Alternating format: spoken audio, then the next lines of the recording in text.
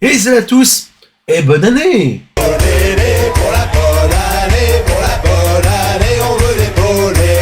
Ok, c'est la troisième année d'affilée que je sors ce petit truc. Promis, l'année prochaine, on fera autre chose. Voilà. Je vous souhaite à tous et à toutes une bonne et heureuse année 2025, en espérant qu'elle soit meilleure que 2024. Plein de bonnes choses, des réussites, si possible l'argent, mais surtout la santé. On est là pour la semaine de bilan, histoire de revenir sur 2024. Donc mercredi, vous aurez le flop film, les pires films que j'ai vus selon moi. Vendredi, vous aurez les tops, les meilleurs films que j'ai vus selon moi, une fois de plus. Mais aujourd'hui, on est là pour le bilan de la chaîne, histoire de revenir sur ce qui s'est passé en 2024, mais aussi de parler un peu de 2025. 2024 était plutôt assez aléatoire, mais plutôt assez rempli, même si on a fait moins de live chill blabla. On a essayé de continuer de faire des lives thématiques. Et puis on a essayé de faire des lives critiques aussi, chose que je n'avais pas fait depuis pas mal d'années. Et on a également fait un énorme live de presque 24 heures pour les 5 ans de la chaîne.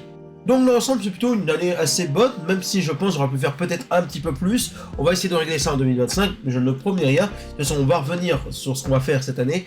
Mais dans l'ensemble je suis content de ce qu'on a fait, parce que c'était dans la bonne vibe, dans la bonne humeur, dans la rigolade. Donc ça c'est le principal. Comme je l'ai dit il y a un instant, on a moins fait de live chill blabla. Pas que j'ai plus envie d'en faire, mais en fait, j'avais un peu un manque de temps, j'avais d'autres choses à faire, mais aussi une manque de motivation. Car en fait, depuis pas mal de temps, quand je fais des lives chill blabla, il y a très peu de spectateurs et il n'y a qu'un seul invité en moyenne qui vient m'accompagner. Et je remercie énormément Green qui est présent chaque fois que je lance un live, donc merci à toi mon cher Green, c'est toujours un plaisir de parler avec toi.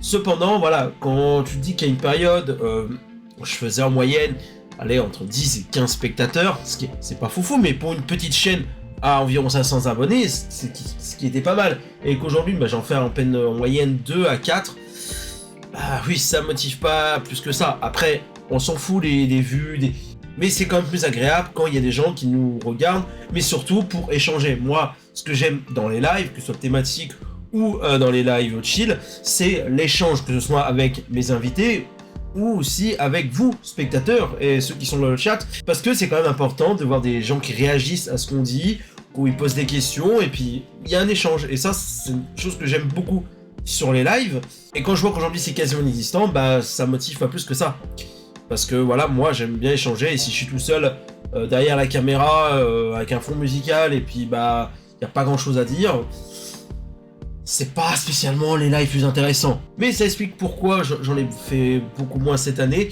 Mais vous inquiétez pas, on va en continuer à en faire parce que j'aime bien ça. Mais voilà, ce sera pas aussi nombreux contrairement il y a 2 voire 3 ans, quoi. On a continué les lives thématiques, ces fameux lives où on revient sur des réalisateurs ou des sagas. Donc cette année on a fait que des sagas parce qu'on a fait donc La Planète des Singes et Deadpool. Mais on a fait également un live spécial film d'horreur pour Halloween. Donc ça, c'était très bien aussi. Donc c'est des lives que j'aime beaucoup faire parce que en général j'invite 5 personnes, on est 6, on discute des films. Et j'essaye toujours d'avoir des invités un peu différents parce qu'il y a des approches différentes. Par exemple pour Deadpool, j'ai eu Deviant Proud et le Coin Jarod, eux qui aiment beaucoup Marvel, donc j'aimais bien leur approche. Mais Jessie Cinéphile qui est un petit Marvel Zouz, mais que j'adore, Jessie. Donc c'est cool. Puis voilà, pour l'appel des singes, j'avais Ciné Rexo, lui en plus qui a lu les bouquins et tout, donc c'était cool. Ou même la patiente du comédien présente qui déteste la saga, et c'était rigolo d'avoir sa présence, et c'était très très pertinent. J'essaie d'avoir régulièrement des invités différents, avec des personnalités différentes, des approches différentes, donc ça c'est cool.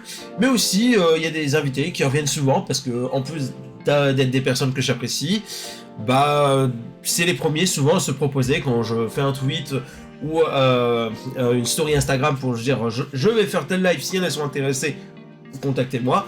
Et puis voilà, je pense surtout des gens comme Cartoon, comme Boomster, Alex Movie Hunter, voilà, qui sont parmi les personnes les plus récurrentes, quoi.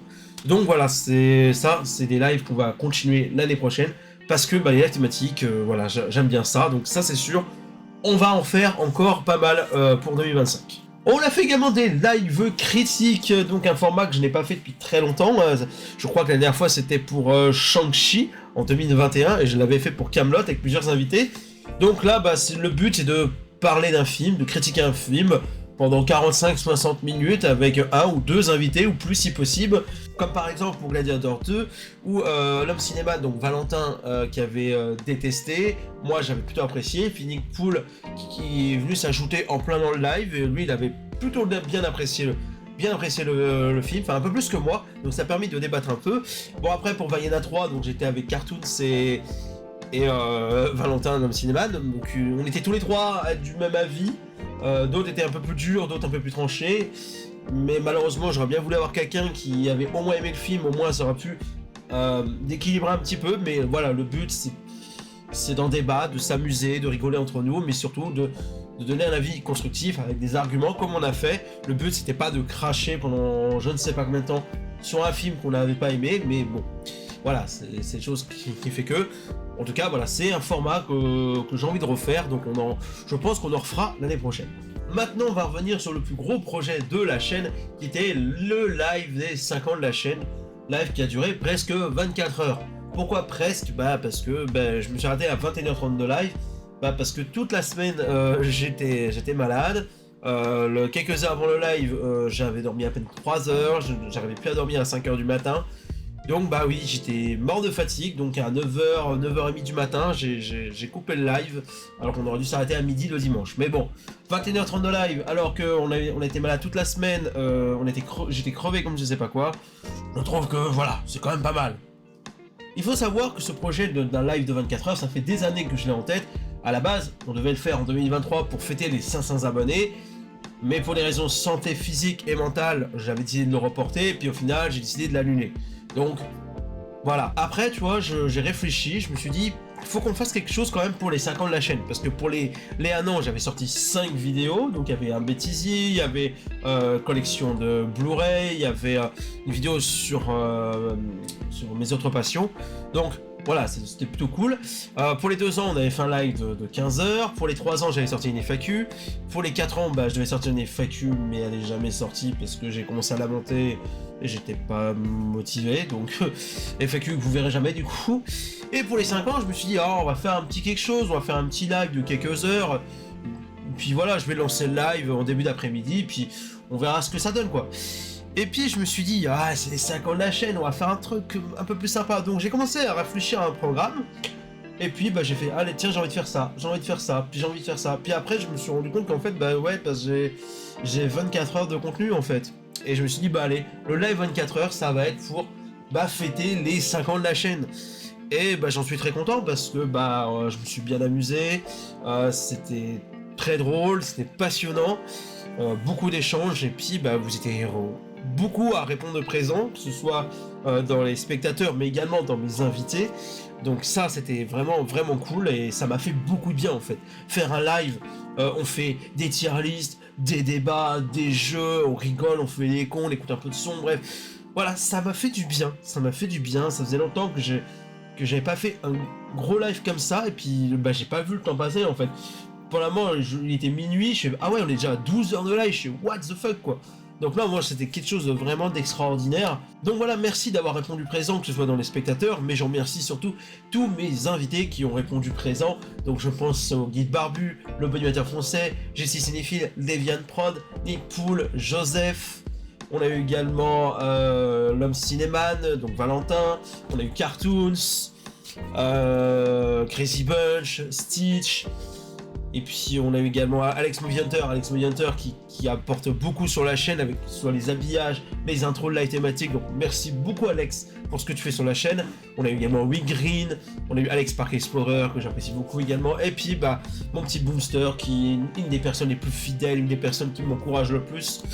Bref, désolé si j'oublie des personnes. En tout cas voilà, c'était un live extraordinaire. J'ai passé un bon moment, je pense que c'est le cas de mes invités, j'espère que ça a été le cas de vous, chers spectateurs. Donc voilà, c'était un moment vraiment, vraiment cool et voilà, ça m'a fait énormément de bien. Mais vous inquiétez pas, on refera des lives comme ça parce que c'était cool quoi. Avant de parler de l'avenir de la chaîne pour 2025, je vais donner d'abord mon impression sur cette année de cinéma en 2024. Alors contrairement à certains de mes collègues ou potes ou amis cinéphiles ou vidéastes, qui eux ont trouvé une année incroyable, géniale, ouf, une des meilleures années de cinéma, Et ben moi, c'était une année assez décevante. Même si j'ai pas trouvé cette année mauvaise, on a eu quand même de belles choses en 2024. On a eu beaucoup de variétés, que ce soit dans le cinéma français ou même dans l'international. On a eu pas mal de belles choses. On va pas se mentir. Mais disons qu'il y a beaucoup de films que j'ai trouvé bons, mais il n'y a pas de film que j'ai trouvé ultra marquant. Enfin, très peu en fait. Et contrairement à certains de mes collègues ou potes, bah il y a des films qui, moi, m'ont soit déçu ou soit ils m'ont été survendus en disant que c'était incroyable et au final, bah, ouais, c'est bien. Puis au final, moi, non, ou alors, des fois, c'est moi qui est passé complètement à côté. Mais il y a certains films, oui, que j'attendais, qui m'ont déçu. Certains films qui m'ont dit, ah, tu vas voir, tu vas trouver ça incroyable. Et au final, bah non, en fait. Voilà, c'est un peu dommage. Après, voilà, les goûts de chacun sont différents. Et je pense au camarade de Sawyer qui disait oui, tu dis ça chaque année. Non, c'est faux. C'est vrai que l'année dernière, la première partie d'année, je l'avais trouvée un peu décevante. Mais après, ça s'est vachement bien rattrapé à partir de mai ou juin, où tous les mois il y avait des grosses pépites quoi. Alors que 2022 pour moi c'était une année excellentissime, et même 2021, malgré le Covid, malgré qu'on a eu que 6 mois d'ouverture de salles de cinéma, c'était une année vraiment dingue pour moi. Et pour vous dire, à ce moment-là, j'avais du mal à faire des top 10. Parce que bah, je savais pas, j'avais du mal à faire des choix en fait. Alors que cette année, j'ai eu plus de mal à faire un top 10 parce que je me disais, est-ce que lui vraiment, il m'a tant marqué que ça pour que je le mette dans un top? Donc, il y a eu quand même des bons films, hein, je pourrais facile faire un top 15, mais contrairement aux autres années, pour la moi je me dis, bon, est-ce que cette année on va pas faire un top 20, voire même un top 30? Parce qu'il y avait tellement de films que j'avais envie de parler. Et cette année, bah, pas tant que ça en fait. Et voilà, c'est une question de goût, c'est une question d'attente, une fois de plus, mais voilà. Alors peut-être que c'est moi le problème, peut-être que je suis trop exigeant, ce qui n'est pas impossible. Mais ouais, non, il y a eu pas mal de déceptions cette année. Mais bon, c'est pas grave, voilà. On peut pas toujours faire des grosses années comme on l'a eu en 2023, surtout 2022 ou 2021. C'est pas grave, j'espère que 2025 sera meilleur. Il va y avoir pas mal de belles choses cette année, donc je pense que 2025 devrait être une bonne année aussi. Mais voilà, le plus important, c'est surkiffer, de voir beaucoup de choses. Et cette année, j'ai vu pas mal de choses quand même. Donc j'ai vu un peu plus de films que l'année dernière d'ailleurs, enfin que l'année précédente. Donc ça c'est pas mal. Mais du coup, de toute façon, voilà, les flops et les tops, vous verrez ça dans quelques jours. Il est temps maintenant de parler de 2025. Qu'est-ce qu'on va faire sur la chaîne Nico Ciné? Comme je l'ai dit tout à l'heure, on va continuer à faire des live chill blabla, parce que j'aime bien ça. Mais je ne garantis pas que je vais en faire plus. Chose sûre, je vais garder un maximum, c'est le vendredi soir, parce que bah, je trouve que c'est un jour qui passe plutôt bien, début de week-end. Et puis aussi, bah, de temps en temps, pourquoi pas, on fait un après-midi, le week-end, le dimanche, le samedi, comme je l'ai déjà fait, ou pendant un jour férié, etc., etc. Donc voilà, ça va continuer. Chose qu'on va continuer aussi, qu'on fera de temps en temps, ce sera pas régulièrement, mais ce sera quand on aura envie, c'est faire de live critique, hein, comme on a fait, comme j'ai dit tout à l'heure, pour Vaiana avec Gladiator, ou comme on a fait à l'époque pour Camelot ou Shang-Chi. Donc ça, c'est sûr, ça continue. Chose qui va continuer, c'est les lives thématiques, que ce soit sur des sagas ou réalisateurs. Donc je vais déjà vous annoncer ceux qui sont sûrs d'être faits, parce qu'il y en a que j'ai envie de faire, mais il faut que je trouve le temps et surtout savoir comment je vais l'aborder, surtout un en particulier. Donc chose sûre, il y aura le live Mission Impossible, parce que c'est une saga que j'aime beaucoup, et à l'occasion de la sortie du 8, qui est censé être le dernier, normalement, croisons les doigts. Donc on reviendra sur cette saga que j'aime beaucoup. Live que j'ai envie de faire depuis 3 ans, et c'est le poteau Boomster qui me l'a rappelé il y a pas longtemps. Faire un live sur le réalisateur Matthew Vaughn. Donc un réalisateur qui me passionne beaucoup, et donc j'ai vraiment envie qu'on fasse un live là-dessus. On fera également, alors là ça va être en plusieurs parties, parce que bah il y a beaucoup de choses à dire. Sur un réalisateur que j'aime beaucoup, j'ai pas vu tout sa filmo, mais je trouve il y a tellement de choses à dire. Et pour ceux qui connaissent les lives thématiques, bah on parle de chaque film, que ce soit des sagas ou des réalisateurs. Donc là, il y a tellement de choses à dire sur ce réal. Je le ferai en plusieurs parties, donc ce sera consacré au grand réalisateur, au grand homme, Clint Eastwood. Voilà, j'ai vraiment envie de faire quelque chose là-dessus, parce que c'est un grand réal, et sachant que bah là, il a réalisé son dernier film, qui est censé être le dernier de sa carrière. Donc je pense que là il y aura beaucoup de choses à dire dessus. Voilà déjà pour les lives qui sont sûrs, plus ou moins. C'est pas impossible qu'il y a d'autres idées de live. Il y a Cinérexo qui m'a proposé sur Nesferatu. Je sais pas comment ça va être fait, je sais pas si ça va se faire cette année, mais j'aimerais bien aussi, ça me permettra de découvrir les autres films à l'occasion de la sortie du dernier. Ça, on en parlera bientôt. Donc voilà, si vous avez des idées de live ou que ce soit pour des sagas ou réalisateurs, n'hésitez pas à proposer. Et puis on verra si on peut le faire cette année ou pas. Mais voilà, il y a déjà ces lives-là que j'ai envie de faire. Cette année, moi j'ai envie de tester un petit truc. Parce que à la base, je voulais déjà le faire l'année dernière. Mais je savais pas comment faire parce que j'avais pas le temps également. C'est de faire un live top et flop avec des invités. Donc le but, c'est que chaque invité en privé me donneront leur top et flop. Et puis bah à la fin je ferai le classement par rapport à ce qu'ils m'ont donné. Et puis on découvrira ensemble ce classement. Puis on reviendra sur les films. Donc certains qui ne sont qui n'ont pas été traités sur la chaîne, mais peut-être chez d'autres. Donc voilà, ça sera, je pense que ça peut être rigolo. Donc ça va être fin janvier, je pense. Donc ça va être sympathique. J'aimerais bien refaire des lives aussi sur les pronos et coup de cœur sur les César et Oscar, parce que bah je l'ai fait pendant plusieurs années, je l'ai pas fait en 2023, mais voilà, c'est un format que j'aime bien. Avec des invités, on donne nos pronostics et ce qu'on aimerait voir gagner ou pas. Donc c'est un format que j'aime bien, on va essayer de le refaire cette année. Sinon maintenant, je vais parler d'un live particulier que j'ai envie de faire suite au live qu'on a fait pour les 5 ans de la chaîne. Vous l'avez compris, on va refaire un gros live de longue durée en faisant plein de choses. Là, ce sera un live de 20 heures. Pourquoi 20 heures? Parce que 24 heures c'est trop et 15 heures c'est pas assez. Donc j'ai coupé la part un petit peu en deux. Donc ce sera un samedi de 13h à 9h du matin le lendemain. À la base, on devait faire fin janvier, mais j'ai réfléchi il y a quelques jours, je me suis dit, c'est beaucoup trop tôt. Parce que rien n'est prêt, parce que ça demande du travail, de préparation, et parce que il y a encore des choses à faire. Pour moi, c'est trop tôt, donc je vais le décaler pour le printemps, je pense pour mars, si tout va bien, on va voir. Donc on fera un live de 20h à ce moment-là, sinon on le fera plus tard, mais chose sûre, on fera un gros live de 20h encore cette année, parce que voilà, j'ai tellement kiffé faire les presque 24 heures. Et vu que c'est rigolo et parce que voilà, j'aime bien faire des petits défis comme ça, donc on le refera sûr, mais quand je vise printemps, mais on va peut-être visiter l'été, je sais pas encore, mais j'espère pour le printemps. Mais voilà, parce que j'ai encore pas mal de choses à préparer, mais vous inquiétez pas, je vous tiendrai au courant. Voilà pour ce qui est prévu sur la chaîne en 2025, bon, que des lives bien sûr. J'espère que je vais remplir tous les objectifs que j'ai prévus sur cette chaîne, parce que voilà, il y a beaucoup de choses, on va tout faire pour en tout cas, et puis c'est pas impossible qu'il y a d'autres projets, d'autres trucs qui puissent arriver dans tous les cas, on sait pas, on verra. En tout cas, j'espère que ce contenu vous plaira, et puis n'hésitez pas à donner vos idées aussi, parce que je suis pas fermé, donc on pourra faire d'autres choses aussi également. Voilà.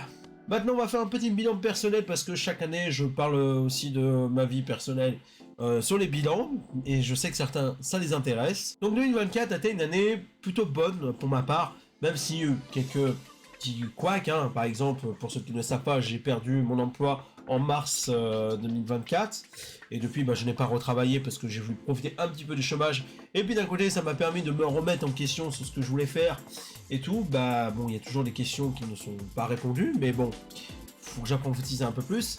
Mais il y a toujours aussi ce combat contre la dépression. Bon, ça j'en ai déjà parlé il y a 2 ans, mais déjà il y a un mieux, c'est déjà assez positif. Déjà j'étais beaucoup plus épanoui parce que voilà, j'ai ouvert une chaîne secondaire. J'en avais parlé l'année dernière que je voulais ouvrir une seconde chaîne consacrée à mon autre passion qui est sur les parcs d'attractions, et grâce à cette chaîne j'ai pu faire pas mal de bonnes choses. Donc j'ai fait surtout du vlog, et j'ai repris du plaisir à faire du montage, même si c'est pas des choses incroyables. Ça m'a fait du bien de faire du montage, chose que je ne faisais plus quasiment plus, hors vidéo top et flop, et encore il n'y a pas tant de montage que ça. Mais voilà, ça m'a fait du bien de vivre ma passion à fond, et aussi passer des moments avec des copains, faire des nouvelles rencontres et tout. Donc voilà, entre le trip-up, les parcs Astérix, bref, pas mal de choses, mais vous inquiétez pas, pour ceux qui s'intéressent, je ferai un bilan également sur cette chaîne secondaire dans quelques jours. Puis sinon, en dehors de ça, j'ai vécu pas mal de bonnes choses, des soirées avec les potes, des boîtes, festivals, plein de choses, balades, bref, j'ai vécu une année plutôt vraiment bonne, avec plein de beaux souvenirs, plein de rigolades. Donc voilà, c'était une année vraiment bonne, contrairement à 2023 où elle était compliquée, 2022 c'était très très compliqué, 2021 il y avait du bon et du moins bon. Donc voilà, j'ai vécu un 2024 vraiment cool, et ça fait des années que j'ai pas eu une si bonne année, voilà. Donc je remercie toutes les personnes qui m'ont entouré, que ce soit mes potes, mes amis, ou tous ceux qui me suivent, etc. etc. Bref, c'était une bonne année 2024, et j'espère que 2025 sera meilleur. Vu les projets qu'il y a, je pense que ça devrait être pas mal. Donc, ouais, 2024, c'était une bonne année. Voilà, pas grand chose à dire de plus, contrairement à d'autres années où je me confie beaucoup plus. Mais là, en fait, j'ai pas eu tant de choses de mal que ça, contrairement à d'habitude. Voilà, c'est la fin de cette vidéo bilan, donc histoire de revenir sur la chaîne, mais également sur ma vie personnelle, et parler également de ce qui va arriver pour cette année. J'espère que ça vous a plu, n'hésitez pas une fois de plus à proposer vos idées si vous en avez, et puis bah vous, dites-moi, est-ce que votre année était bonne? Est-ce que vous avez réussi des choses? Est-ce que vous avez passé une bonne année? Est-ce que vous avez des petites anecdotes? N'hésitez pas, je vous lirai avec grand plaisir et je répondrai aussi également. Merci de m'avoir suivi en 2024, merci à ceux qui m'encouragent, merci à ceux qui continuent à me soutenir depuis très longtemps. Donc voilà, 2024, c'est terminé, on va passer à 2025. Une fois de plus, je vous souhaite une bonne et heureuse année 2025. On se retrouve dans 2 jours pour le flop et vendredi pour le top. D'ici là, je vous fais des gros bisous. À la prochaine. Ciao, ciao.